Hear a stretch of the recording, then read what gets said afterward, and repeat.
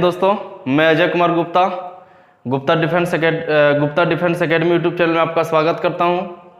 तो चलिए, आज हम लोग सामान्य अध्ययन में जनरल नॉलेज की बात करेंगे और जनरल नॉलेज के वैसे क्वेश्चन की बात करेंगे जो आपके किसी भी कॉम्पिटिटिव एग्जाम के लिए बहुत ही ज़्यादा इम्पॉर्टेंट है। और हम लोग का आज का वीडियो छोटा सा रहेगा, ठीक, लेकिन छोटा सा रहेगा, लेकिन बहुत सारे इंपॉर्टेंट क्वेश्चन हम इसमें कवर करेंगे। चलिए, ज़्यादा देर ना करते हुए स्टार्ट करते हैं। आपसे एक रिक्वेस्ट है कि आप वीडियो को अधिक से अधिक शेयर करें, इसी तरह से प्यार बनाते रहें। चलिए देखिए, आज का पहला क्वेश्चन दिया हुआ है कि अगर एक व्यक्ति ग्राम पंचायत की सदस्यता के लिए चुनाव लड़ना चाहता है, यानी ग्राम पंचायत का चुनाव लड़ना चाहता है। ग्राम पंचायत समझते हैं ना, जो मुखिया, आपका जिला परिषद, पंचायत सदस्य, इस सब का चुनाव होता है। तो ये इसका चुनाव लड़ना चाहेगा तो उसके लिए कम से कम उसकी उम्र कितनी होनी चाहिए। देखिए दोस्तों, हम लोग आज पूरा उम्र का पूरा लफड़ा खत्म कर लेते हैं। सबसे पहले अगर आपको मतदान देना है, तो आपकी जो कम से कम उम्र होनी चाहिए 18 साल होनी चाहिए। आपको पता है मतदान की उम्र पहले जो था ना, ये मतदान की उम्र पहले जो था वो आपका 21 वर्ष था। आपको बताइए 21 वर्ष से घटाकर 18 वर्ष कब कर दी गई थी? तब बोलेगा 61वां संविधान संशोधन 1989 को, यानी पहले मतदान क्या हुआ 21 साल था, अब 21 साल से घटाकर 18 साल कर दी गई है। कब? तो बोलेगा 61वां संविधान संशोधन 1989 को। चलिए, ये मतदान के लिए। अब अगर ग्राम पंचायत का बात आएगा, ग्राम पंचायत का जो अगर चुनाव लड़ना है तो ग्राम पंचायत का बात करेंगे तो कम से कम 21 साल होना चाहिए। अगर बोलेगा विधानसभा का चुनाव लड़ना है, आपको विधानसभा का चुनाव लड़ना है तो आपको कम से कम आपका उम्र 25 साल होना चाहिए। अगर बोलेगा लोकसभा का चुनाव लड़ना है तो भी कम से कम उम्र आपका 25 साल होना चाहिए। अगर बोलेगा राज्यसभा का चुनाव लड़ना है तो बोलेंगे राज्यसभा के लिए आपको कम से कम आपको 30 साल चाहिए। अगर राष्ट्रपति बनना है, राष्ट्रपति या उपराष्ट्रपति, तो इसके लिए कम से कम उम्र की जो सीमा होनी चाहिए वो आपका 35 साल होना चाहिए। ये उम्र का लफड़ा इतना तक आपको याद रखना पड़ेगा। चलिए क्वेश्चन नंबर 2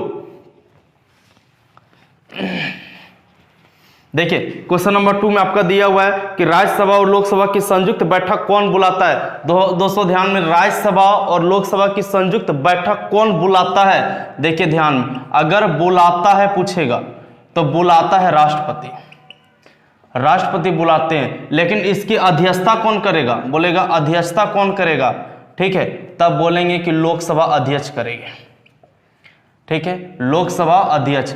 यानी आपको ध्यान में रखना है कि बुलाने का काम राष्ट्रपति करते हैं तो अध्यक्षता कौन करेंगे? लोकसभा अध्यक्ष करेंगे। हमको बताइए कि ये संयुक्त अधिवेशन की अध्यक्षता किस अनुच्छेद में है, यानी किस अनुच्छेद में राष्ट्रपति दोनों को बुलाते हैं? तो आपको याद रखना है कि अनुच्छेद 108 में, ठीक है। संयुक्त अधिवेशन कब कितना अनुच्छेद में है? अनुच्छेद 108 में। चलिए क्वेश्चन नंबर 3 बोलता है किसी लेंस की क्षमता व्यक्त की जाती है। देखिए ऑप्शन नंबर ए में दिया वाट में, ऑप्शन नंबर बी दिया डायोप्टर में, ऑप्शन नंबर सी दिया है जूल में और ऑप्शन नंबर डी दिया इनमें से कोई नहीं। आपको पता पहले लेंस की जो क्षमता होती है ना, लेंस की जो क्षमता किस मापी जाती है? तो हमारा आंसर तो ऑप्शन नंबर आपका बी हो जाएगा, डायोप्टर। लेकिन आपको पता लेंस, आपको देखिए लेंस कितना प्रकार का होता है, ध्यान में रखना है, ठीक है। लेंस आपको बोलेगा एक उत्तल लेंस होता है, एक अवतल लेंस होता है, एक बाइफोकल लेंस होता है और एक बेलनाकार लेंस होता है। चलिए देखिए, आप जो कैमरे में भी हम लोग पढ़ा रहे हैं उस कैमरे में कौन सा लेंस लगा होता है? तो आपको पहले बताइए, कैमरा में जो लेंस लगा होता है वो आपका उत्तल लेंस लगा होता है, ठीक है। उत्तल लेंस का प्रयोग और कहाँ पे होता है? देखिए दोस्तों, एक बहुत ज्यादा क्वेश्चन पूछा जाता है। एक होता है निकट दृष्टि दोष, एक होता है निकट दृष्टि जिसको हम लोग बोलते हैं मायोपिया, जिसको बोलते हैं मायोपिया, ठीक है, इसको बोला जाता है मायोपिया।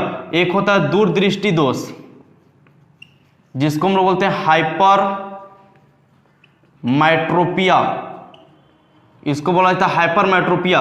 अगर निकट दृष्टि दोष का इलाज कराना है तो इसके लिए हम लोग को किस लेंस का प्रयोग होता है? तब बोलेंगे अवतल लेंस का। और दूर दृष्टि दोष का यानी हाइपर मेट्रोपिया का अगर इलाज करवाना है किस लेंस का प्रयोग होगा? तब बोलेंगे इसके लिए उत्तल लेंस का प्रयोग होगा, ठीक। एक बीमारी होती है जिसको आपका ऊर्ध्वाधर और क्षैतिज नहीं दिखाई देगा, यानी वर्टिकल और हॉरिजॉन्टल नहीं दिखाई देगा, उसके लिए जो लेंस का प्रयोग होता है वो बेलनाकार लेंस होता है, बेलनाकार लेंस। ये बीमारी को कहते हैं अबिंदुकता, अबिंदुकता, यानी अबिंदुकता बीमारी के लिए जो लेंस का प्रयोग किया जाता है बेलनाकार लेंस का। और एक बीमारी होती है जरा दृष्टि दोष, जरा दृष्टि दोस्त इसके लिए जो लेंस का प्रयोग किया जाता है बोलेंगे बाइफोकल लेंस।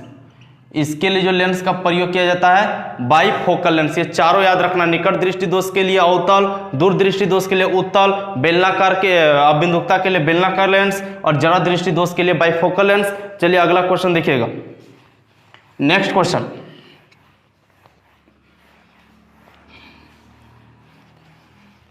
अगला क्वेश्चन आपका है फोटोग्राफी प्लेट में किस रसायन का प्रयोग किया जाता है। देखिए आपको ये ऑप्शन दिया है silver chloride, silver bromide, silver nitrate, silver chloride. ठीक है, ध्यान दीजिएगा, चारों का चारों ऑप्शन का क्लियर कर लेंगे हम लोग। अगर बोलेगा फोटोग्राफी में, तो फोटोग्राफी में जो प्रयोग किया जाएगा वो होता है सिल्वर ब्रोमाइड। देखिए फोटोग्राफी में जो प्रयोग होता है वो होता है सिल्वर ब्रोमाइड। क्या होता है?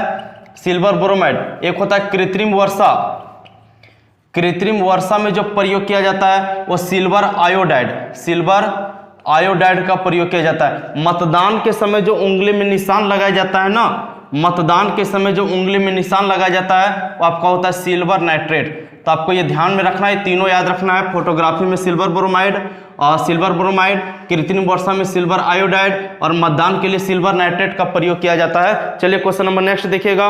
बोलता है जब 1857 का विद्रोह हुआ उस समय ब्रिटिश भारत का गवर्नर जनरल कौन था। तो देखिए 1857 की क्रांति के समय भारत का जो गवर्नर जनरल था वो आपका कैनिंग थे। भारत का जो गवर्नर जनरल था कैनिंग था। लेकिन बता दीजिए ब्रिटेन का प्रधानमंत्री उस समय कौन था। तो आपको याद रखना है ब्रिटेन का प्रधानमंत्री कौन था, तो बोलेंगे पामस्टन। कौन था? पामस्टन। गवर्नर जनरल पूछेगा कैनिंग, लेकिन ब्रिटेन का, ठीक है, ये भारत का नहीं है, ब्रिटेन का है। ब्रिटेन का प्रधानमंत्री कौन है? पामस्टन है। आप हमको कमेंट बॉक्स में बता दीजिएगा 1857 की क्रांति का कोड क्या था। आप इसको कमेंट बॉक्स में कोड हमको बता दीजिएगा।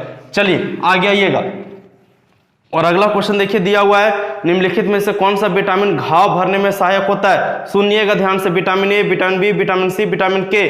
तो घाव भरने में सहायक होता है विटामिन के होता है। विटामिन के की कमी से रक्त का थक्का नहीं बनता है, जिसको हम लोग हीमोफीलिया बीमारी कहते हैं। बोलेगा रक्त का थक्का बनाने के लिए कौन सा विटामिन का जरूरत पड़ेगा? विटामिन के। उसका रासायनिक नाम क्या है? तो बोलेगा विटामिन के का रासायनिक नाम फिलोक्विनोन है।